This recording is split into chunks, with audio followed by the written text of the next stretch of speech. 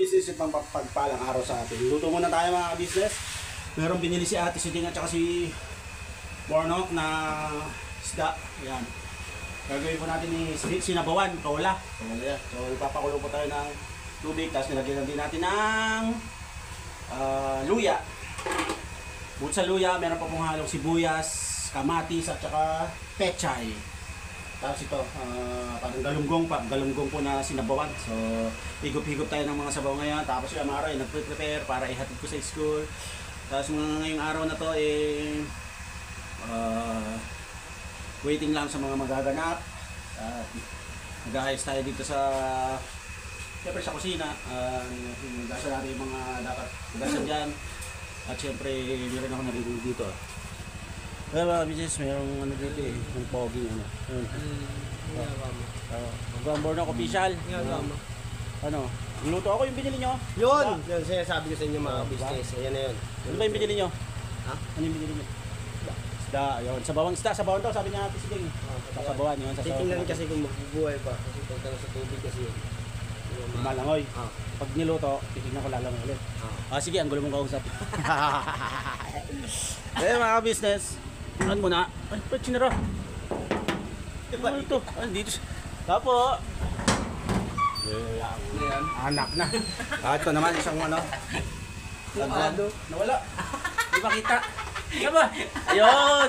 Yan si Kagulbay pa kaya. Sa mapagpalang araw ko sa tingnan. Yes. Advance happy birthday tong. Oh, yung nga no. Tsaka 19 na. wish ko sana magka-kumpleto na yan. Kumpleto naman dati yan eh. Kumpleto ulit yan. Kamagulubay. Tsaka tanggapin mong positibo. Siyempre naman. Dalawang araw na lang po. Kaarawan ko na. Kaya yun. Bira lang ng bira. Para meron tayo magsalo-saluhan. Binili ni ano yan. Borno kayo ni Siding. Kaya lulutuin natin yan. At ating pagsasalo-saluhan mamaya. Right, balikan ko nga yung mga business. Right. Let's go! Mga business, kanina pa kami dito sa bahay. Sa maghapong ganap. At ano, nag-mission. Punta kay Lakayla kasi birthday niya. Yan, kasama ko po pala si Amaro. birthday na natin kayo lang. Oo. Kasama ko po si Amaro. Hello po mga business. Naghatid po tayo ng ano ng mga regalo. Pagmamahal kay Ate Kayla, kasama natin siyempre ang buong team. Hindi man kumpleto pero buong team ng ka-business. Family. Mapapanood niyo po yan sa vlog ni Kuya, syempre. At nung mga pagbili ng mga regalo sa vlog naman ni Ate, at meron din kila Junjun at kay Boknok. So yun, andito nga po si Maro. Gusto ko lang siyang congratulate na. Congratulate ha. Ang dami na bilib sa ano mo sa vlog mo. Mas magaling ka pa daw sa akin na ka. Totoo ba? Mas magaling ka sa akin mong vlog? Siyempre, mas magaling na pa rin. Yun, thank you. Binola pa ako. Pero siyempre, nakaka-proud lang mga ka-business at ibang klase, malinaw yung boses ni Amaro sa mga vlog kasi nung pinanood ko. Tsaka direct to the point, sabi nung iba. So, ano yan, ikaw na kanong masasabi mo sa napakarami, halos puro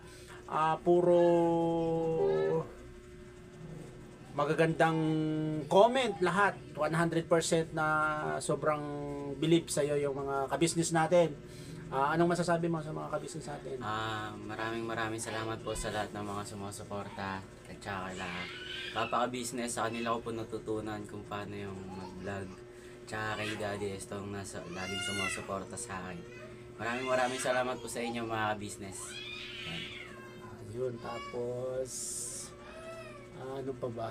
Yung mga nababasa kong comment na pag walang vlog si daddy mo, ikaw mag-vlog. Ganun, ginagawa niya naman po yan mga ka-business. Minsan nagturo siya sa mga bata dito at kung ano pa, siyempre nabibisi din siya madalas sa school, kaya nakakatuwa lang nga po na talagang ako din bilib sa naging vlog niya yon about sa kanyang pagluluto ng hotdog, kaya talagang nakakatuwa po at talagang magaling din siya sa mga kanyang mga binibitawan salita, talagang malinaw at siyempre bilang isang ama na nakikita mo ganun yung anak na hindi lang sa pag-aaral pinagbubuti niya sa pagtulong dito sa loob ng bahay, ganoon din siyempre sa aming pangkabuhayan, kaya Bata pa lang kasi talaga tong mga to, kasama sila MMA, talagang tinuruan ko na sila ng mga dapat nilang gawin mula sa paghuhugas ng pinggan, marunong na din magsaing yan si Amaro. Tapos sa pag-iigib ng tubig, ang gamit kasi namin sa probinsya is poso. Nakikiigib lang kami sa kapitbahay noon. Sila po nag-iigib ni ate nila, may maliit silang timba. Puro ilang taon pala si Amaro, 10 years old, kaya ganun po talaga na-train po. Na-train po sila sa mga gawaing bahay at ganun po ang ganun naman po ang tamang hindi naman tamang pagpapalaki sa mga bata. Hindi naman ibig sabihin na pag inuutosan natin ang mga anak natin is parang tawag doon, may tinatawag doon na yung naabuso na. Hindi po kasi ang di ba, nasa ang pagtuturo ng tama at pagtuturo ng mga magagandang gawi ay nagsisimula sa ating mga magulang at nagsisimula sa mga bahay. Ganon ang natutunan. Siyempre, natutunan ko din dito sa KB House, sa pag-stay namin dito, na ganon dapat ang tamang paggabay natin sa ating mga anak, na hindi lang puro cellphone, hindi lang puro laro. Kailangan bigyan din natin sila ng mga dapat nilang gawin sa pang-araw-araw nilang gawain. At yung mga ka-business ilang araw na lang din siguro, 2 araw na lang kasi ngayon araw na to is 19 po ngayon at bukas 20, 21 ang aking kaarawan. Kaya kailangan kong bumakbak na kahit sa mga simpleng video tulad dito makapag-upload tayo kahit na may iksing video lang, at mga update sa aking YouTube channel kasi talagang grabe po yung isang video ko na umabot na po 6,000 plus na po ang views noon sa loob ng 3 araw. Kaya thank you very much. At syempre dito sa aking anak na yung isang video niya is napakalaking tulong din para sa aming revenue sa ginawa niya. Talagang yun, proud na proud ako sa kanya. Kaya keep up the good work na, at huwag mo papabayaan syempre yung pag-i-school. At siyempre, andito lang naman ako, lagi nakasupport sa lahat ng gusto mo, sa lahat ng mga mararating mo sa buhay. Ganun din, siyempre, sila papa at mama ka-business at lahat ng sa kabuuan ng family ka-business, nakasuporta sa iyo. Kaya ikaw, alam ko sa sarili ko, simula nung maliit ka pa lang ay, hindi ko malalaglag, sorry. Simula nung maliit ka pa lang ay, talagang iba po yung, iba po yung isip ni Amaro. Sa mga hindi po nakakaalam, si Amaro po ang kusang nagturo sa sarili niya kung paano magsulat at magbasa. Naturuan sa school pero napakabilis niya po nag-pick up, at si Amaro ay sarili niya ding natutong sa mathematics, lalo na sa addition. Hindi mo maano yan noon. Siguro 4 years old pa lang si Amaro po, marunong na siyang magbilang ng 1 to 100, at nung nasa 5 yata siya, nakakapag-add na siya ng 1 to 10, ganun, hanggang nagugulat na lang ako. Talagang siguro gifted yung kanyang katalinuhan kasi nga pati sa pagbabasa, napakadiretso ng pagbabasa niya sa English man o Tagalog.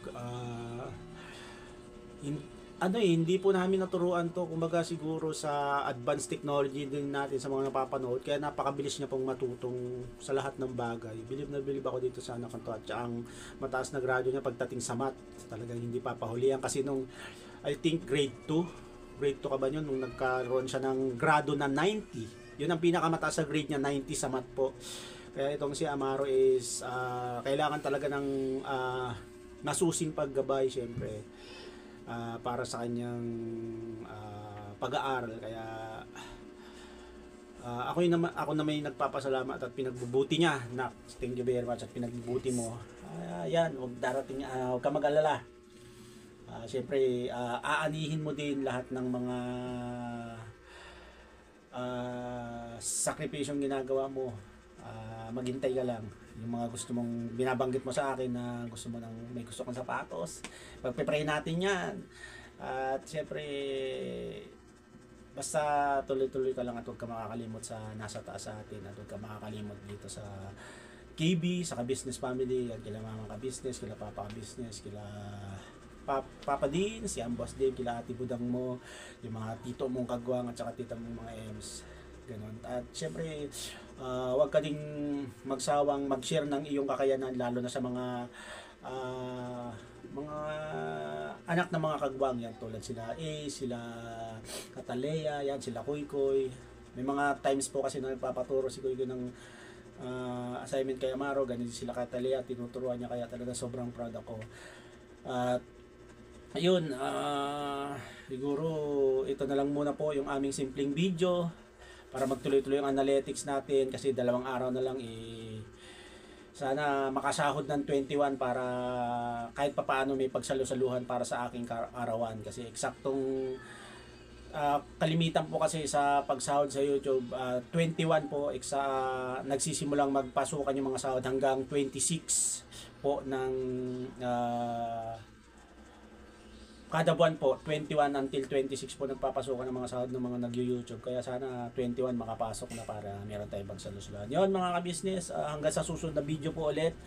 Birabanat lang tayo at tuloy-tuloy lang. At maraming salamat sa sobrang pag-motivate nyo sa akin. At siyempre kila kuya, kila ate, walang hanggang pasasalamat. At siyempre yung muling pagkakataon na ibigay nyo sa akin para makabalik sa pag-YouTube. At syempre, number 1, yung ating Panginoong Diyos na siyang talagang nagbibigay lahat ng mga blessing na pinagkakaloob sa aming mag-ama. Gumagamit siya ng mga kasangkapan para makapagbigay sa amin ng mga pagmamahal. Yun mga business, birabanat lang tayo. Alright, let's go!